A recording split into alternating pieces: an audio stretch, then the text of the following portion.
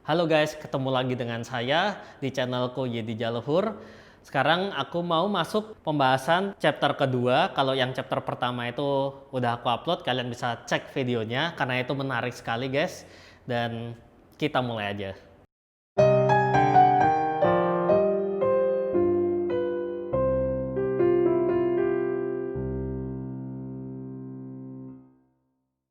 Nah, kalian masih ingat nggak sih kamera handphone di zaman dulu itu masih belum gitu bagus dan kamera itu masih VGA, terus habis itu naik tuh ke WXGA, terus habis itu baru mulai 1,3 megapiksel itu 720p kalau kalian ingat. Terus kamera berkembang jadi 2 megapiksel. Dulu handphone pertama aku itu 2 megapiksel. Itu kamera Sony Ericsson W700i. Nggak tahu kalau kalian ada yang ngerti berarti kita udah tua.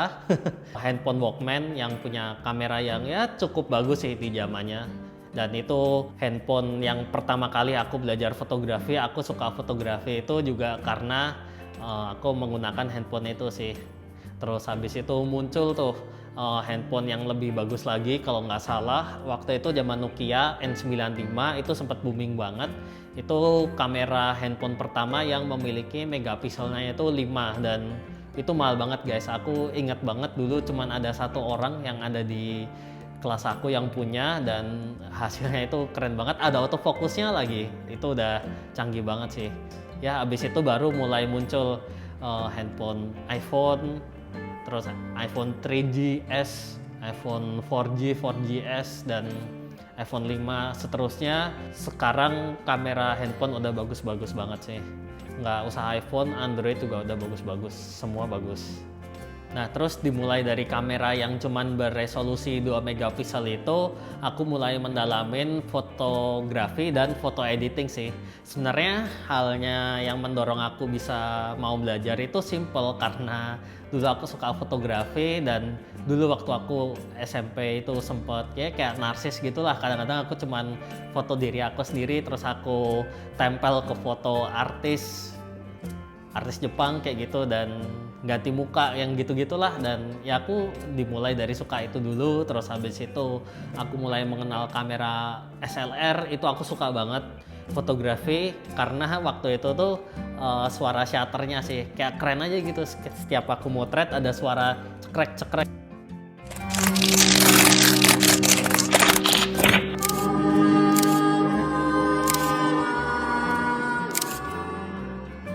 Itu kayak berasa profesional gitu loh ya. Itu hal simple sih yang bikin aku jadi suka fotografi sebenarnya. Nah, tapi gue nggak akan membahas secara generalnya sih untuk semua fitur-fitur itu karena itu pasti akan menghabiskan banyak sekali waktu. Aku di video kali ini sebenarnya aku mau marah-marah sih, aku mau rant, cuman ya aku bukan tipe orang yang bisa marah-marah sih, cuman yuk masuk yang pertama. Satu, gara-gara smartphone itu sekarang fotografer weddingan itu kalau motret sering banget tuh diganggu sama tamu-tamu yang motret pakai smartphone itu sering nutupin dan mereka kalau ditegur itu marah dan belum tentu mereka itu diupload juga belum tentu ya, kadang-kadang cuman buat eksis aja sih, ganggu kita yang kerja gitu loh. Dua, gara-gara smartphone sekarang orang kalau lagi ibadah di tempat peribadatan itu sering banget kayak gini nih. Tangan satunya gini. Itu ngapain? Kalian mau ngerekam? Kalian mau pamer kalau kalian datang ke tempat ibadah?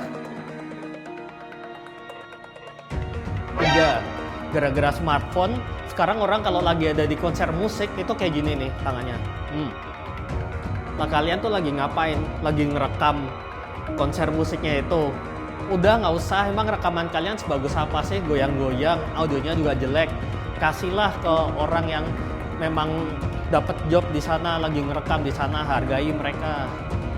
4, gara-gara smartphone sekarang kalau lagi ada kejadian di jalan itu kalian tuh langsung foto, langsung share aja tanpa memperhatikan konteks. Kadang-kadang yang bikin suatu berita itu bisa jadi ambigu dan cepet banget itu viral.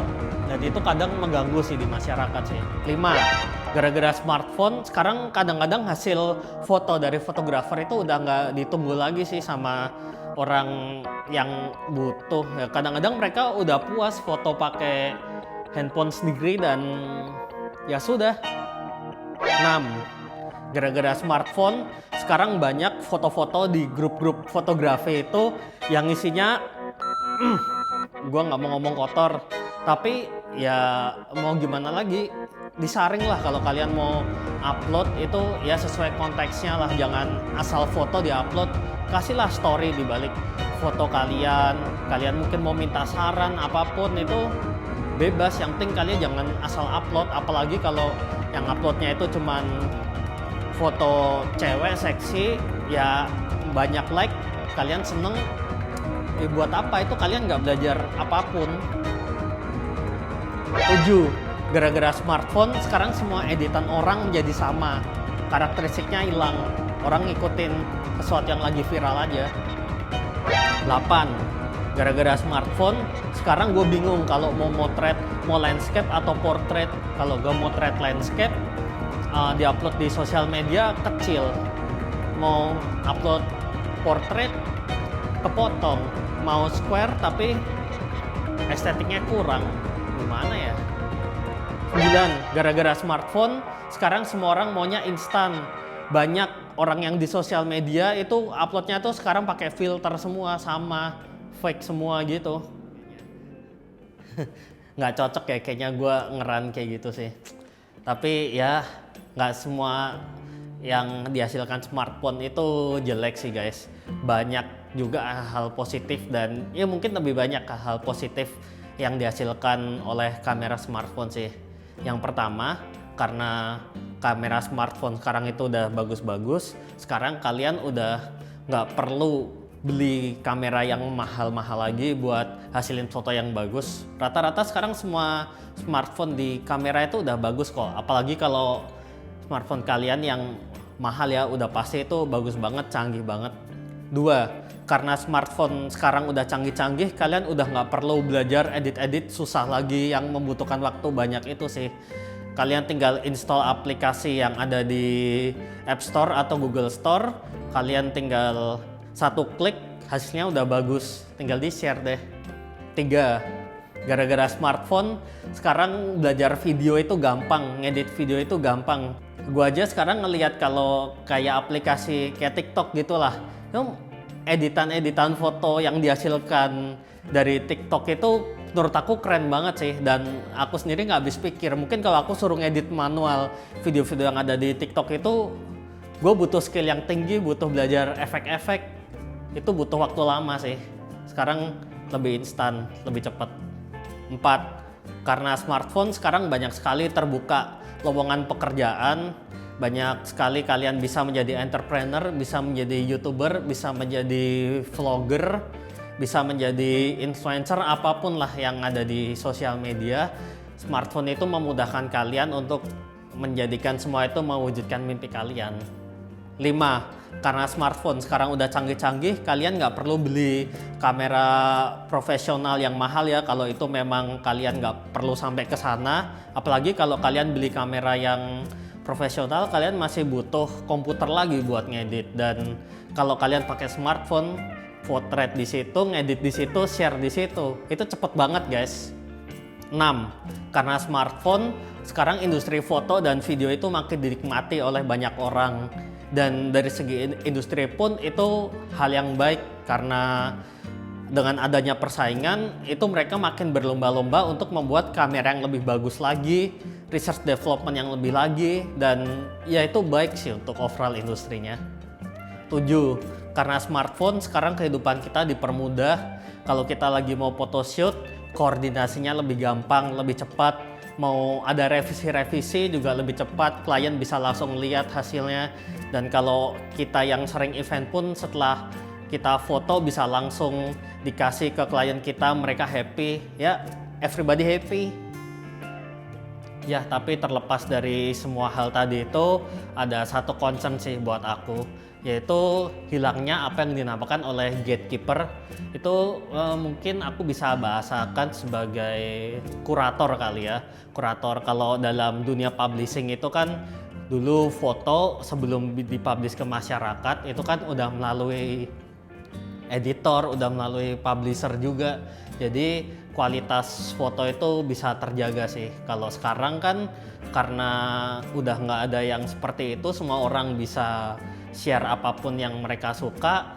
Ya kurator itu cuman ada di diri kalian masing-masing dan platform yang kalian mau upload foto tersebut. Kalau kalian upload di Instagram ya berarti kuratornya ya program Instagram tersebut. Mau upload di YouTube ya kuratornya adalah program yang ada di YouTube itu. Dan ya itu semua kekurangannya itu semua dikendalikan oleh artificial intelligence sih guys. Jadi mereka yang bikin tren, jadi kalian nggak bisa mengendalikan apa yang bagus, apa yang jelek menurut masyarakat, tapi mereka kalayak banyak atau netizen itu yang mengendalikan karya-karya bisa dibilang bagus atau jelek, seperti itu sih. Ya jadi kalian ya nggak perlu kaget sih kalau sekarang banyak foto-foto yang tanda kutip kurang bagus banyak diupload. Ya kalau anggap aja kayak gini deh, kalau dulu dari 1 juta orang ada 1000 fotografer yang bisa motret, sekarang gara-gara smartphone kan semua orang 1 jutanya itu semua bisa dibilang sebagai fotografer. Mereka punya kamera dan mereka bisa motret. Jadi ya kalau hasil mereka kurang bagus ya nggak masalah, kan mereka juga lagi belajar. Kalian pun kalau lagi belajar kan pasti hasilnya juga dari jelek dulu kan. Aku sendiri pun waktu belajar foto itu hasilnya awal-awal tuh alay, jelek banget sih. Aku sempat lihat-lihat foto aku yang lama-lama itu nggak bagus. Ya tapi kalau menurut aku semuanya itu sekarang dunia ini udah dikendaliin sih sama yang namanya artificial intelligence itu.